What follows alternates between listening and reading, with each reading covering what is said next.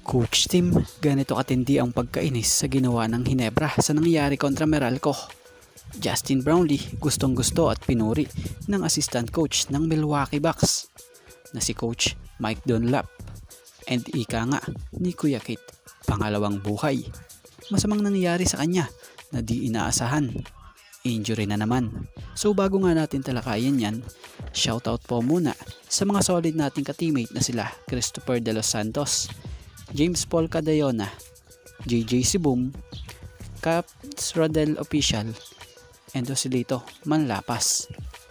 Pero bago nga natin talakayin etong topic natin ito, baka naman pwedeng maka-request kahit isang subscribe lamang po dito sa ating channel.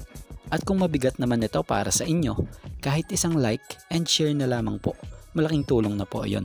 Salamat po. Isa na yata ang nangyari kagabi na pinakapangit na nilaro ng Hinebra kontra Meralco.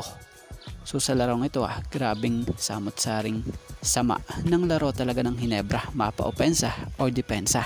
Ang masapa pa niyan, sobrang daming sunod-sunod pa nilang turnover pa.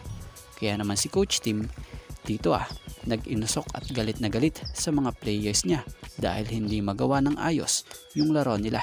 Kaya naman sa nangyaring larong ito talo ang Hinebra dito sa final score na 73-91. Tambak malala ang Hinebra dito.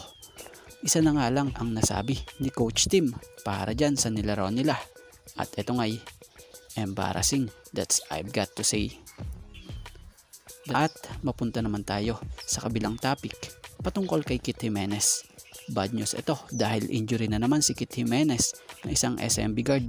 Batay sa report na nilabas ng spin by Jerry Ramos, Kit Jimenez faces 2-month layoff after ice bath accident. Batay sa report, kinakailangan ng 19 stitches para may sarado ang bumukang braso ni Kit. Nangyari raw ang accident na ito after workout, kung saan nag-ice bath siya tapos nadula sa bathtub nila. Sinubukan nga raw nitong humawa kung saan may makakapitan, kaya lang nag-lean siya sa glass window nila. So pumasok nga raw yung arm niya sa basag na bintana.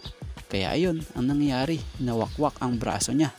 So credit kay Sir Kit batay sa ilang footage na pinakita niya sa kanyang vlog. Napakadami nga po at ang laki ng nahiwa sa arm niya. So inaasahan mga 2 months pa nga raw ito bago makabalik. At syempre bilang concern din sa kanya, tayo bilang fans, pag-pray po natin siya atong si Sir Kit para mabilis mapagaling at maghilom ang kanyang injury na ito. At mapunta naman tayo rito sa isang assistant coach ng Milwaukee Bucks sa NBA na si Coach Mike Dunlap. Alam nyo bang noon pa lang na medyo bata pa si Brownlee at naglalaro pa ito sa St. John's University ay nakitahan na ito ng potential sa paglalaro ng basketball. At syempre ang pagiging mabait nito sa lahat.